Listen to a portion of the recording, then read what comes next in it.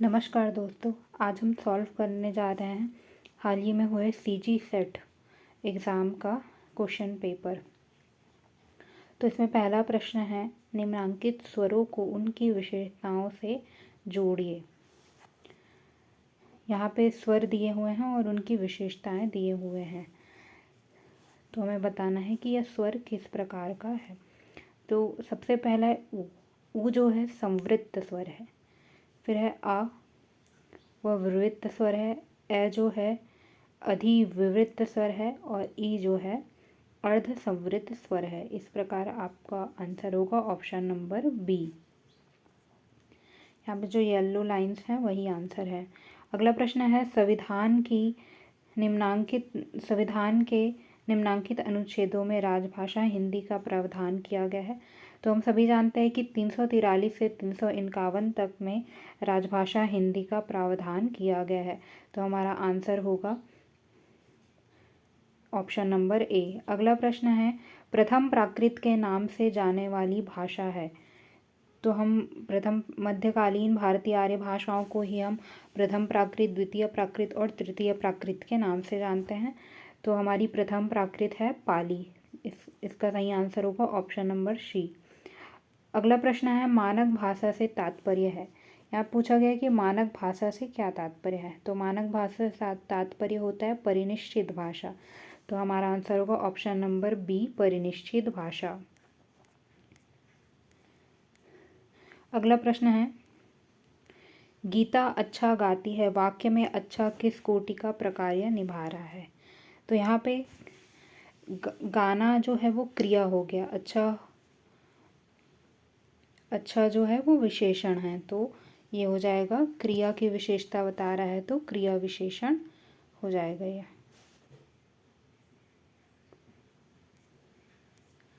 अगला प्रश्न है, स्वरित में सुर की स्थिति होती है। तो इसका सही आंसर होगा ऊपर एवं नीचे दोनों तरफ। पूर्वी हिंदी की बोलियों का विकास जिससे हुआ है वह है। तुम सभी जानते हैं कि अर्धमागधी अपभ्रंश से पूर्वी हिंदी का विकास हुआ है। तो इसका सही आंसर होगा ऑप्शन नंबर डी, अर्धमागधी। अगला प्रश्न है, बैंकों में हिंदी तथा अन्य भारतीय भाषाओं में कामकाज को आसान बनाने के लिए तैयार किया गया सॉफ्टवेयर है। तो इसका सही आंसर है ऑप्शन नंबर डी, बैंक मित्र। अगले प्रश्न में कुछ समास हमें बताना है कि कौन सा है। तो दाल भात जो है वह हुआ द्वंद्व समास। चरण कमल कर्मधारय समास। जनक सुता तत्पुरुष समास। पंचानन द्विगु समास। इस प्रकार हमारा आंसर हो जाएगा ऑप्शन नंबर ए। अगला प्रश्न है प्रश्न नंबर 10, निम्नलिखित में से कौन सी लिपि हिंदी का सॉफ्टवेयर नहीं है। तो इसका आंसर होगा ऑप्शन नंबर डी, श्रुत लिपि। अगला प्रश्न है, सरस्वती पत्रिका के संपादक कौन थे, कौन नहीं थे। यहाँ पे पूछा गया कि सरस्वती पत्रिका के संपादक कौन नहीं थे। तो हम सभी जानते हैं कि श्याम सुंदर दास, महावीर प्रसाद द्विवेदी और पदुमलाल पुन्नालाल बख्शी जो हैं वो सरस्वती पत्रिका के संपादक थे। और गणेश शंकर विद्यार्थी जो थे वह नहीं थे सरस्वती पत्रिका के संपादक। तो हमारा आंसर हो जाएगा ऑप्शन नंबर 3, गणेश शंकर विद्यार्थी। अगला प्रश्न है, आवारा मसीहा किसकी जीवनी है। आवारा मसीहा शरत चंद्र चट्टोपाध्याय की जीवनी है, जो बंगला के प्रसिद्ध साहित्यकार थे। और यह आवारा मसीहा किन्होंने लिखी है, विष्णु प्रभाकर ने। तो हमारा आंसर हो जाएगा ऑप्शन नंबर ए, शरत चंद्र चट्टोपाध्याय। आवारा मसीहा शरत चंद्र चट्टोपाध्याय की जीवनी थी। अगले प्रश्नों में हमें यहाँ पे कुछ ग्रंथ दिए गए हैं और उनके रचनाकारों के नाम। तो चंदायन किसकी रचना है, मुल्ला दाऊद की। हंसावली किसकी रचना है, असाइद की। मृगावती किसकी रचना है, कुतुबन की। माधवानल कमल कंदला यह किसकी रचना है, गणपति की। अगला प्रश्न हमारे पास है, रहीम ने नायिका भेद की रचना किस ग्रंथ के आधार पर की है। तो इसका सही आंसर होगा ऑप्शन नंबर सी, रसमंजरी। अगले प्रश्न में यहाँ पे आदिकाल के विभिन्न नाम दिए गए हैं और हमें बताना है कि किन्होंने किन किन नामों को दिया है? तो सबसे पहला चारण काल किसने कहा है? जॉर्ज ग्रियर्सन ने। बेजोपन काल कहा है महावीर प्रसाद द्विवेदी ने। और आदिकाल कहा है हजारी प्रसाद द्विवेदी ने। सिद्ध सामंत काल कहा है राहुल सकृत्यायन ने। इस प्रकार हमारा आंसर होगा ऑप्शन नंबर ए। अगला प्रश्न है मिश्र बंधु विनोद के लेखकों में जिसका नाम नहीं है वे है। तो हम जानते हैं कि मिश्र बंधु विनोद की रचना की मिश्र बंधुओं ने। तो मिश्र बंधु कौन थे? श्याम बिहारी मिश्र, गणेश बिहारी मिश्र और सुखदेव बिहारी मिश्र। कृष्ण बिहारी मिश्र नहीं थे। तो इस प्रकार हमारा सही आंसर होगा option number D, Krishna Bihari Mishra. रीति काल को श्रृंगार काल किसने कहा है? तो इसका सही आंसर होगा ऑप्शन नंबर डी, आचार्य विश्वनाथ प्रसाद। आचार्य विश्वनाथ प्रसाद ने रीतिकाल को श्रृंगार काल कहा है।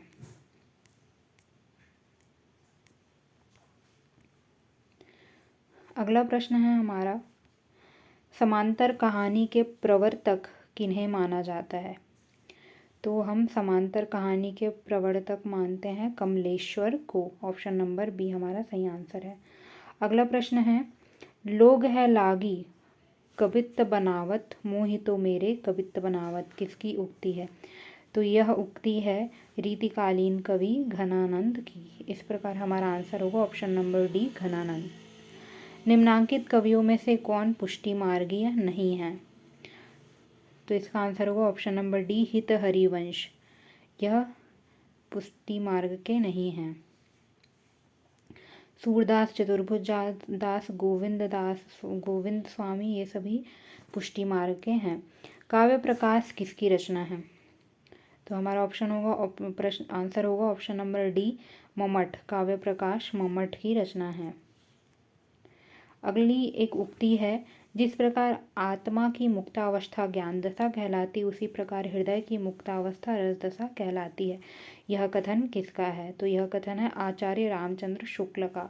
उन्होंने अपने निबंध कविता क्या है में इस उक्ति को कहा है। तो ऑप्शन हमारा आंसर होगा ऑप्शन नंबर बी, आचार्य रामचंद्र शुक्ल। अगले प्रश्न में यहाँ पे दिया गया है आचार्यों के नाम और उनके सिद्धांतों के नाम। तो आनंदवर्धन का है ध्वनि सिद्धांत, वामन का है रीति सिद्धांत, मम्मट का वक्रोक्ति और क्षेमेंद्र का औचित्य सिद्धांत। इस प्रकार हमारा आंसर होगा ऑप्शन नंबर ए।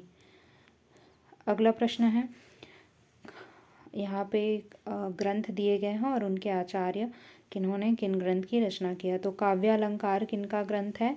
भामा का। साहित्य दर्पण यह है विश्वनाथ का। काव्यानुशासन यह है हेमचंद्र का।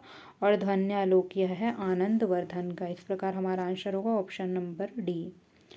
अगला प्रश्न है को घटी ए वृषभानुजा वे हलधर के वीर पद में कौन सी वक्रता है? तो इसका सही आंसर होगा ऑप्शन नंबर बी, पद पूर्वार्ध वक्रता।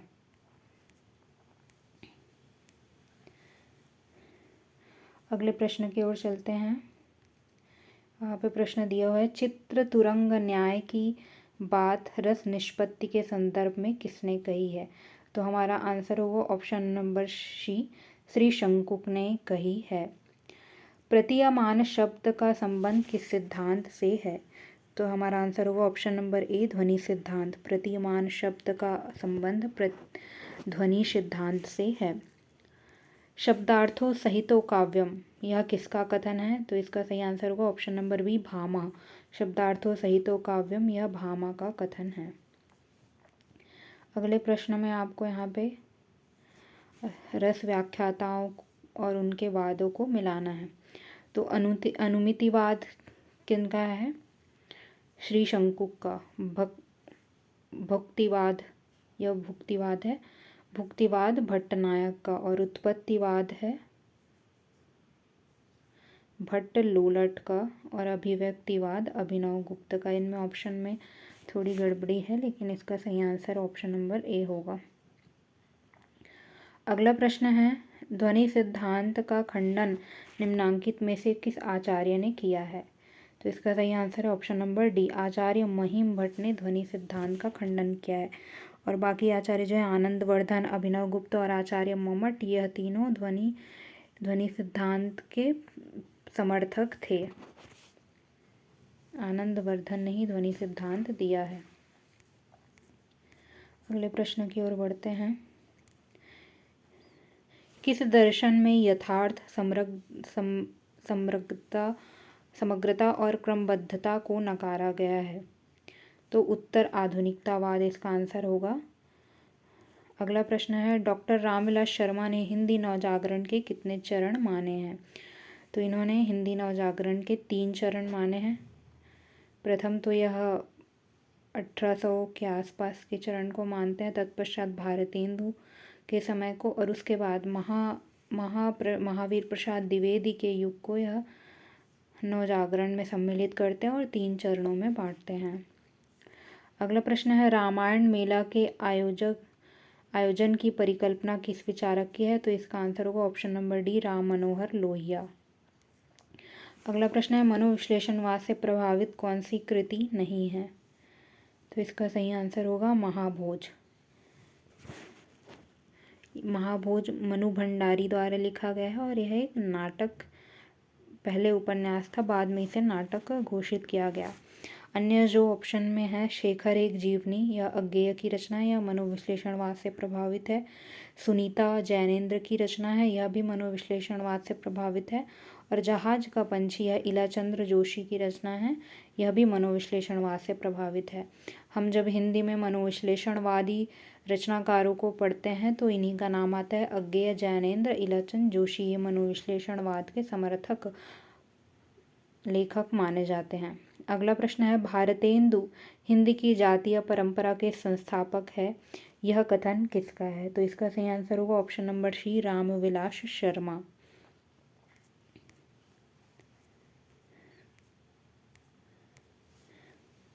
अगले प्रश्न में यहाँ पे आत्मकथाएं दी हुई हैं और उनके रचनाकार। तो अपने अपने पिंजरे, यह रचना है मोहनदास नैमिषारण्य की। जूठन, यह रचना है ओम प्रकाश वाल्मीकि की। सिकंजे का दर्द, यह रचना है सुशीला टाकभौरे। और मुर्धैया, यह रचना है तुलसीदास की। इस प्रकार हमारा आंसर होगा ऑप्शन नंबर डी। अगला प्रश्न है, समता, स्वतंत्रता और बंधुता का संबंध किस दर्शन के आधार बिंदु है? तो इसका आंसर होगा ऑप्शन नंबर सी, अंबेडकर दर्शन। अगला यहाँ पे समाज सुधारकों के नाम दिए हुए हैं और उनके द्वारा स्थापित समाजों। तो ये ब्रह्म समाज किनका है? राजा राम मोहन राय का। आर्य समाज दयानंद सरस्वती का। सत्य शोधक समाज यह है ज्योतिबा फूले का। और प्रार्थना समाज यह है महादेव गोविंद नाडे। इस प्रकार हमारा आंसर होगा ऑप्शन नंबर सी। बढ़ते अगले प्रश्न की ओर। प्रश्न है, यदि समाजवाद को 2 शब्दों में परिभाषित किया जाना है तो वे हैं समानता और समृद्धि। यह कथन किसका है? तो इसका आंसर होगा ऑप्शन नंबर डी, यह कथन है राम मनोहर लोहिया का। अगले प्रश्न में पूछा गया है कि कौन द्विवेदी युग के रचनाकार नहीं है? तो इसका सही आंसर होगा option number D, Makhanlal Chaturvedi. यह द्विवेदी युग के रचनाकार नहीं है। अगला प्रश्न है, करुणा बहुल होने के कारण बुद्ध संबंधी साहित्य भी मुझे बहुत प्रिय रहा, किस छायावादी रचनाकार का आत्मकथन है? तो इसका सही आंसर है option number D, Mahadevi Verma. गीत फरोश कविता में फरोश शब्द का क्या अभिप्राय है? तो यहाँ पे फरोश शब्द का अर्थ है विक्रेता। तो इसका सही आंसर होगा ऑप्शन नंबर बी, विक्रेता।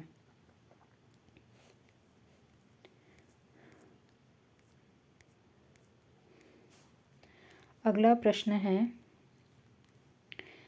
नैना अंतरी आव तू ज्यो हो नैन झपेऊ, ना हो देखो और कु ना तुझ देखन देव। पद किस कवि का है? तो यह पद है कबीरदास जी का। हमारा सही आंसर होगा ऑप्शन नंबर ए। अगला प्रश्न है, प्रिय प्रवास में राधा कृष्ण को किस रूप में चित्रित किया गया है? तो हम सभी जानते हैं कि प्रिय प्रवास में राधा कृष्ण जो है लोक सेवक के रूप में चित्रित किए गए हैं। पृथ्वीराज रासो के अध्यायों का विभाजन हुआ है। पृथ्वीराज रासो में 69 समय हैं, उसे हम समय कहते हैं, तो हमारा सही आंसर होगा ऑप्शन नंबर बी समय। अगला प्रश्न है, एक सही कविता पहले एक सार्थक वक्तव्य होती है, यह आत्मकथन किस कवि का है? तो इसका सही आंसर होगा धूमिल। यह आत्मकथन धूमिल का है। निम्नलिखित में से कौन सी कविता नागार्जुन की नहीं है? तो इसका सही आंसर होगा भूल गलती। यह मुक्तिबोध की कविता है। कालिदास, खुरदरे पैर, मनुष्य हूँ, ये सभी नागार्जुन की रचनाएं हैं। निम्नांकित अष्टछाप के कवियों में से किस कवि ने भ्रमर गीत प्रसंग पर काव्य रचना नहीं की है? तो सही आंसर होगा इसका कुंभन दास। कुंभन दास ने भ्रमर गीत प्रसंग पर काव्य नहीं रचा है। Option number C. अगले प्रश्न की ओर बढ़ते हैं। अगले प्रश्न में एक उक्ति दी हुई है, कामायनी का कर्म है भाववृत्ति, कर्मवृत्ति तथा ज्ञान वृत्ति के सामंजस्य द्वारा समरसता और उसके फलस्वरूप आनंद की सिद्धि। ये कथन कौन से लेखक के हैं? तो इसका सही आंसर होगा डॉक्टर नगेंद्र। यह कथन डॉक्टर नगेंद्र के हैं। अगला प्रश्न है, नहीं परागु नहीं मधुर मधु, नहीं विकासु एहि काल, अली कल्ही ही सौ बंदियों आगे कौन हवाल, किस राजा के संदर्भ में रचा गया है? तो यह रचा गया है जय सिंह के संदर्भ में। हम जानते हैं कि इसकी रचना बिहारी ने की है। रीतिकालीन कवि बिहारी ने राजा जयसिंह को उपदेश देने के माध्यम से यह तथ्य कहे थे। अगला प्रश्न है, बाणभट्ट की आत्मकथा उपन्यास का केंद्रीय चरित्र बाणभट्ट का जन्म किस वंश में हुआ था? तो इसका सही आंसर है ऑप्शन नंबर ए, वात्स्यायन वंश में। अगला प्रश्न है, यहाँ पे उपन्यास और पात्रों के नाम दिए हुए हैं, हमें बताना है कि कौन सा पात्र किस उपन्यास का है। तो राग दरबारी इस उपन्यास की पात्र है शनिचर, मैला आंचल डॉक्टर प्रशांत, तमस लीसा बाणभट्ट की आत्मकथा निपुणिका। तो इसका सही आंसर होगा ऑप्शन नंबर सी।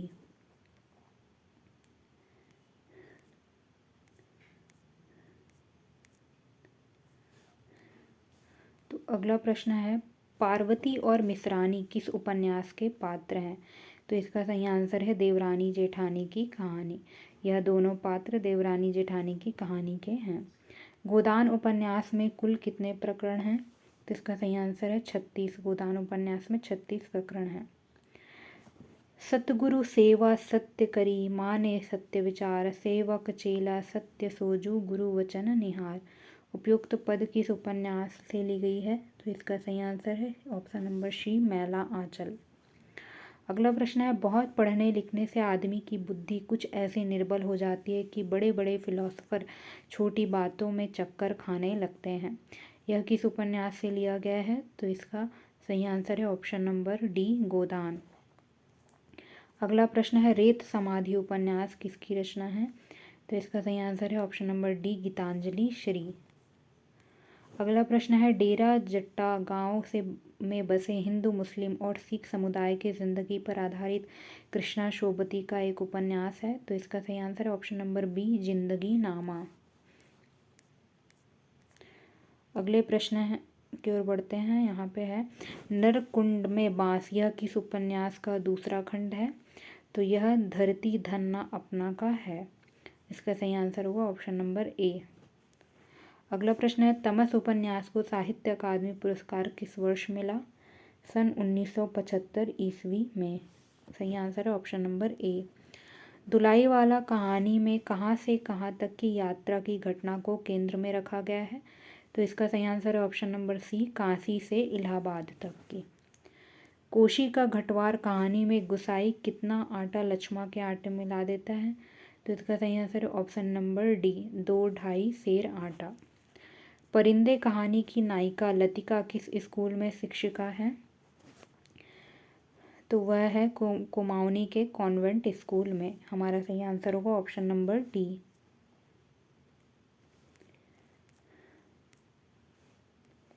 अगले प्रश्न में है, जैनेन्द्र की कहानियों का प्रकाशन काल के अनुसार सही क्रम है? तो इसका आंसर होगा ऑप्शन नंबर सी, फांसी, वातायन, नीलम देश की राजकन्या, उसके बाद एक रात। अगला प्रश्न है, गूफर ने कहा, आप बेफिक्र रहे पेक्टसा, मैं अपने मकान पत्नी को भी भेज दूंगा खिदमत के लिए। किस कहानी की उक्ति है? तो इसका सही आंसर होगा ऑप्शन नंबर डी, इंस्पेक्टर माता दीन चांद पर। राही कहानी में राही किस जुर्म में जेल बंद होती है? तो इसका सही आंसर है ऑप्शन नंबर बी, अनाज चोरी के जुर्म में। अगला प्रश्न है, चीफ की दावत में चीफ किसके घर दावत पर जाता है? तो चीफ शामनाथ के घर दावत पर जाता है। ऑप्शन नंबर बी हमारा सही आंसर है। अगले प्रश्न में यहाँ पे कुछ आपको कहानी दी हुई है, उनके प्रकाशन वर्ष। मैं हार गई, इसका प्रकाशन वर्ष है 1957 ईस्वी। तीन निगाहों की एक तस्वीर, इसका प्रकाशन वर्ष है 1949 ईस्वी। यही सच है 1966 ईस्वी। एक प्लेट सैलाब 1967 ईस्वी। तो हमारा सही आंसर होगा ऑप्शन नंबर सी।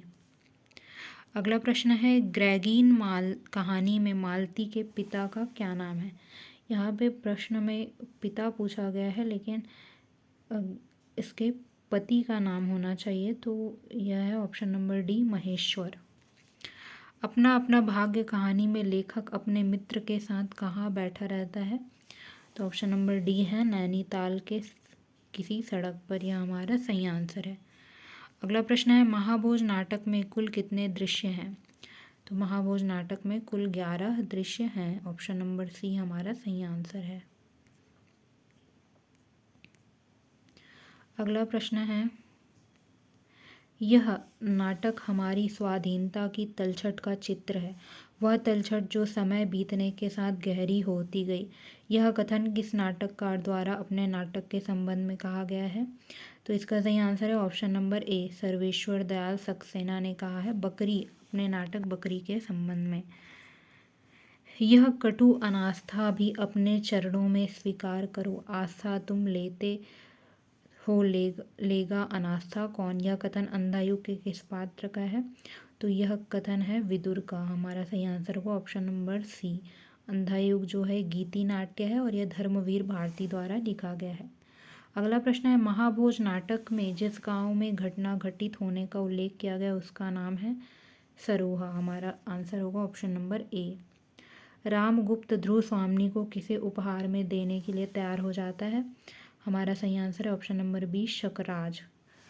कार्नेलिया किस नाटक की पात्र है? तो हम सभी जानते हैं कि कार्नेलिया जो है वो चंद्रगुप्त नाटक की पात्र हैं। अगला प्रश्न है, राजनीति और साहित्य की टकराहट तथा राजसत्ता बनाम सृजनात्मकता किस नाटक की केंद्रीय विषय वस्तु है? तो यह इसका सही आंसर है ऑप्शन नंबर बी, आषाढ़ का एक दिन। अगला प्रश्न है, दो आदमी जितना ज़्यादा साथ रहे एक हवा में सांस ले उतना ही ज़्यादा अपने को एक दूसरे से अजनबी महसूस करे। कथन आधे अधूरे नाटक के किस पात्र का है? तो यह बड़ी लड़की का पात्र, ऑप्शन नंबर सी। अंधेर नगरी के किस दृश्य में बाजार का चित्रण हुआ है? तो इसका सही आंसर ऑप्शन नंबर सी, दूसरा। अंधेर नगरी के दूसरे दृश्य में बाजार का चित्रण हुआ है।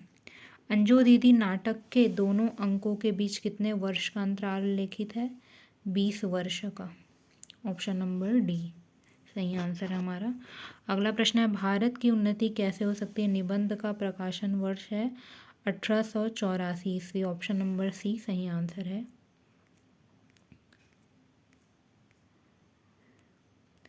अगला प्रश्न है, यहाँ पे हमें कुबेर नाथ राय की रचनाओं को प्रकाशन वर्ष में मिलाना है। तो प्रिय नीलकंठी का प्रकाशन वर्ष है 1969। रस आखेटक का है 1971। गंधमादन का है 1972। निषाद बांसुरी का है 1973। इस प्रकार हमारा सही आंसर होगा ऑप्शन नंबर ए। अगला प्रश्न है, यहाँ पे हमें ज्ञात करना है कि कौन सा कथन सही नहीं है। तो इसका सही आंसर होगा ऑप्शन नंबर डी, हमारी रहन सहन, पोशाक आदि सभी बातें जातीय परिस्थिति, देश के वातावरण और देश की भावनाओं से संबंधित नहीं है, यह एक गलत कथन है। बाकी सही सभी कथन इसमें सही हैं। अगला प्रश्न भी इसी प्रकार का है, इसमें भी हमें एक गलत कथन का चयन करना है। तो इसका आंसर होगा ऑप्शन नंबर सी, कविता में भाषा की सब शक्तियों से काम नहीं लेना पड़ता, यह एक गलत कथन है। अगला प्रश्न है, वास्तव में सृजन, संपृक्त, सावधान, सतर्क, सचेत और कर्मठ जीवन जो हम जीते हैं वह है 30 और 40 के बीच। उपयुक्त कथन किस निबंध से उद्धृत है? तो यह है उत्तर फाल्गुनी के आसपास। ऑप्शन नंबर डी हमारा सही आंसर है। संवाद और एकालाप के निबंधकार का नाम बताइए। तो यह निबंध मलयज का है। ऑप्शन नंबर बी हमारा सही आंसर है।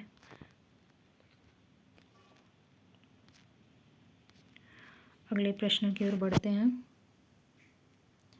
अगला प्रश्न है, सच कहा जाए तो आर्य संस्कृति की सुंदरता के अहंकार पर चोट करने के लिए ही अशोक के फूल लिखा गया, प्रकृति वर्णन करने के लिए नहीं।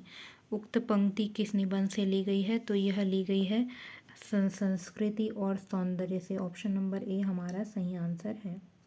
अगला प्रश्न है, समकालीन हिंदी निबंध पुस्तक किस प्रकाशक से प्रकाशित हुई?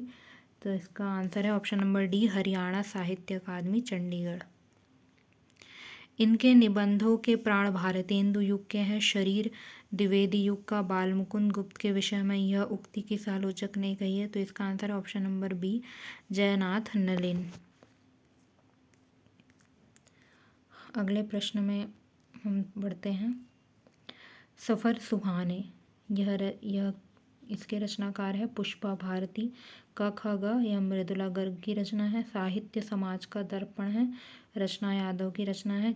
चैत चित मन महुआ, यह नीरजा माधव की रचना है। इस प्रकार हमारा सही आंसर होगा ऑप्शन नंबर डी। अगला प्रश्न है, भोला राम का जीव कहाँ अटका था? तो वह अटका था पेंशन की फाइल में। ऑप्शन नंबर बी सही आंसर है। अगला प्रश्न है, फाइल चलने लगी, फाइल चलती रही, इसी में आधा दिन गुजर गया। दोपहर को खाने पर दबे हुए आदमी के गर्द बहुत भीड़ हो गई थी। लोग तरह तरह की बातें कर रहे थे। कुछ मनचले क्लर्कों ने मामले को अपने हाथ में लेना चाहा। उक्त कथन किस पुस्तक का अंश है? तो यह है जामुन का पेड़ का। हमारा सही आंसर है ऑप्शन नंबर बी। अगला प्रश्न है, लेखक के अनुसार माटी की मूर्तों में क्या चीज़ है? तो लेखक के अनुसार माटी की मूर्तों में जिंदगी है। ऑप्शन नंबर सी हमारा सही आंसर हुआ।